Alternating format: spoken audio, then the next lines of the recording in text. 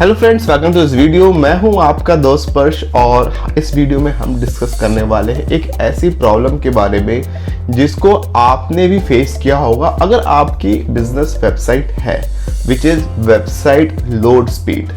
हम सब चाहते हैं कि हमारी वेबसाइट चुटकी बजा के ओपन हो जाए, मैं चुटकी बजाए और हमारी वेबसाइट ओपन हो जाए। बट कभी कभी हमने देखा है कि हमने बहुत एफर्ट्स लगा के अपनी वेबसाइट डिज़ाइन की या किसी डेवलपर से करवाई, और डिज़ाइन करने के बाद जब अपनी वेबसाइट को लॉन्च करते हैं तो हमारी वेबसाइट बहुत स्लो लोड होती है, विच इज़ मीन्स वेबसाइट की लोड स्पीड बहुत ज़्यादा होती है। और उस केस में हम बिल्कुल फ्रस्ट्रेट हो जाते हैं कि हम सब चाहते हैं कि हमारी वेबसाइट की चुटकी बजाए और फास्ट लोड हो। तो कुछ फैक्टर्स जिसे हमें कंसीडर करना चाहिए बिफोर लॉन्चिंग आवर वेबसाइट और बिफोर डिजाइनिंग अ वेबसाइट, जो आपको भी पता होने चाहिए। तो इस वीडियो में मैं कवर करने वाला हूं ऐसे 5 पॉइंट्स के बारे में, 5 प्रॉब्लम्स के बारे में जो नॉर्मली एक वेबसाइट को स्लो कर देती हैं। और क्योंकि आप एक टेक्निकली सेवी पर्सन नहीं हो तो आपको इन चीज़ों के बारे में नहीं पता होता है। तो चलिए वीडियो की हम शुरुआत करते हैं। बट वीडियो की शुरुआत करने से पहले एक छोटी सी रिक्वेस्ट करना चाहूँगा, अगर इस चैनल में आप पहली बार आए हैं या मेरी वीडियो को पहली बार देख रहे हैं तो इस चैनल को सब्सक्राइब कर देना और वीडियो को लाइक कर देना। मैं रेगुलर बेसिस में कंटेंट लाता हूँ related to skills, technology, online earning, skill development और बहुत से ऐसे रिलेटेड टॉपिक्स के ऊपर। तो चलिए अब हम वीडियो की शुरुआत करते हैं। देखिए, सबसे बड़ा फैक्टर या सबसे नंबर 1 फैक्टर मैं बोलूं जो हमारी वेबसाइट की स्पीड को इम्पैक्ट करता है वो होता है हमारा होस्टिंग प्रोवाइडर।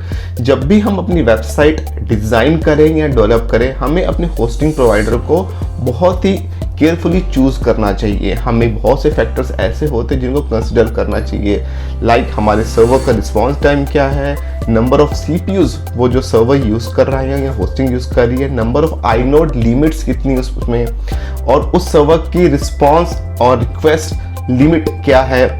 नॉर्मली होता क्या है कि हम क्या करते हैं, अपनी वेबसाइट को किसी डेवलपर या डिज़ाइनर या किसी एजेंसी को आउटसोर्स कर देते हैं, और हमारा फैक्टर जिसको हम कंसिडर करते हैं वो होता है बजट। और इस सिनेरियो में वो एजेंसी किसी ऐसी होस्टिंग को चूज़ कर लेती है जो बहुत ही ज़्यादा कॉस्ट इफेक्टिव या बोलो चीप होती है, और अल्टीमेटली इस वेबसाइट तो बहुत अच्छी बन जाती है, लेकिन कुछ टाइम के बाद आप देखोगे कि उसमें जो उसकी जो स्पीड होती है वो धीरे धीरे करके वो साइट स्लो लोड होनी स्टार्ट होती है, और अल्टीमेटली ऐसा टाइम आता है कि आपकी वेबसाइट को होम पेज को ही ओपन करने में लेट से 1 मिनट का टाइम लग रहा है। और ऐसी वेबसाइट का कोई भी यूज़ नहीं है कि कोई भी आज की डेट में वेट नहीं करना चाहता।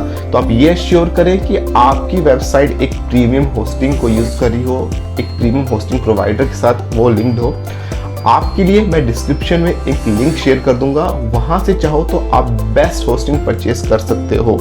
मैं अपने सारी क्लाइंट्स को जो होस्टिंग प्रोवाइड करता हूँ मैं होस्टिंगर के थ्रू ही प्रोवाइड करता हूँ, क्योंकि उनकी सर्विस काफ़ी ज़्यादा रिलायबल है, सर्वर रिस्पॉन्स टाइम काफ़ी अच्छा है, आईनोड में मैक्सिमम लिमिट है, बैंडविड्थ की तो आप बात ही मत करो, काफ़ी अच्छी बैंडविड्थ लिमिट है। दूसरा फैक्टर जो हमें कंसिडर करना चाहिए, क्या हमारी वेबसाइट प्रॉपर्ली ऑप्टिमाइज्ड है। होता ही है कि हम अपनी वेबसाइट को बहुत ही ज़्यादा सुंदर बनाने में, अट्रैक्टिव बनाने में मल्टीपल इमेजेस का यूज़ करते हैं, और डिज़ाइनर या डेवलपर्स नॉर्मली करते क्या है कि इमेजेस को ऑप्टिमाइज नहीं करते हैं, इमेजेस को कंप्रेस नहीं करते, जिसका रिजल्ट ये होता है कि हमारी वेबसाइट का जो साइज होता है, लेट से होम पेज जब लोड होता है उसका साइज MBs में हो जाता है।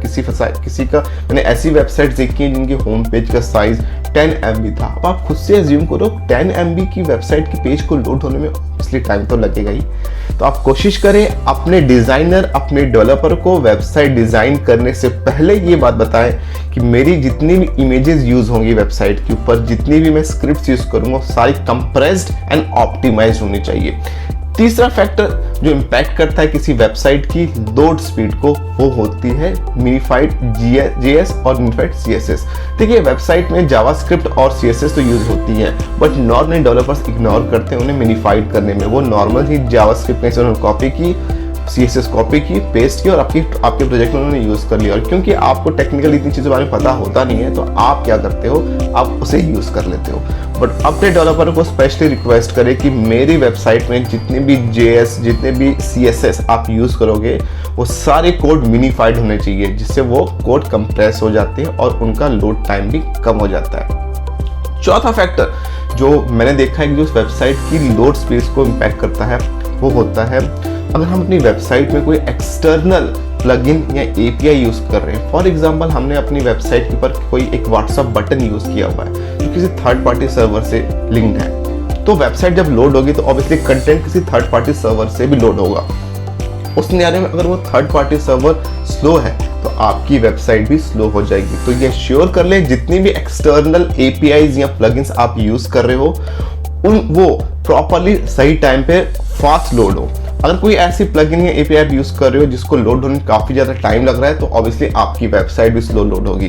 तो आपने ये श्योर करना, अगर ऐसी कोई प्लगइन्स आप यूज कर रहे हो तो बेहतर है उस प्लगइन को आप ना यूज करके कुछ ऑल्टरनेटिव फाइंड आउट करें और उसे यूज करें। लास्ट फैक्टर जो मैं समझता हूं जो किसी भी वेबसाइट की स्पीड को इम्पैक्ट करता है over the long period of time is JS conflict या जावास्क्रिप्ट कॉन्फ्लिक्ट या कोड कॉन्फ्लिक्ट। कभी कभी ऐसा सिनेरियो भी होता है कि हमने मल्टीपल जावास्क्रिप्ट लाइब्रेरीज को यूज किया अपनी वेबसाइट के ऊपर, मल्टीपल कोड्स को यूज किया है अपने वेबसाइट के ऊपर और एक कोड दूसरे कोड से कॉन्फ्लिक्ट कर रहा है जिसके कारण वो वेबसाइट को लोड होने ही नहीं दे रहा और अल्टीमेटली हमारा कोड स्टक हो जाता है और वेबसाइट लोड ही होती रह जाती है। कभी कभी ऐसा भी हमने फेस किया है कि 1 से 2 मिनट का टाइम भी लगता है। चलिए अब मैं बताता हूं कि वेबसाइट का लोड फास्ट होना क्यों जरूरी है। वेबसाइट का फास्ट होना इसलिए जरूरी है, पहले तो वो आपके बाउंस रेट को रिड्यूस करता है। बाउंस रेट मींस यूजर तभी तक आपकी वेबसाइट पे टिकता है जब तक उसे रेलिवेंट कंटेंट मिले। लेकिन आप एज्यूम करो कि यूजर कोई पर्टिकुलर कंटेंट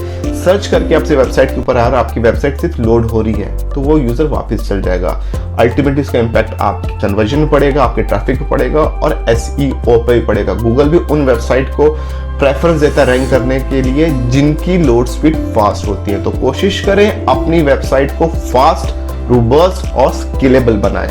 उम्मीद करता हूं ये पॉइंट्स जो आपको मैंने बताए ये आपको समझ आएंगे और अगला प्रोजेक्ट अगर आप कोई प्लान कर रहे हो तो इन फैक्टर्स को आप कंसिडर करके चलोगे। अगर आप चाहते हो कि मैं और मेरी टीम आपके लिए एक सुंदर सी अच्छी सी वेबसाइट बनाए या एक रिलायबल होस्टिंग आपको कॉन्फ़िगर करके दें तो आप मुझे कमेंट सेक्शन में बता सकते हो। मैं और मेरी टीम पूरी हेल्प करेंगे आपके पर्पस को अचीव करने के लिए। तो मिलते हैं अगले वीडियो में। Till then good bye.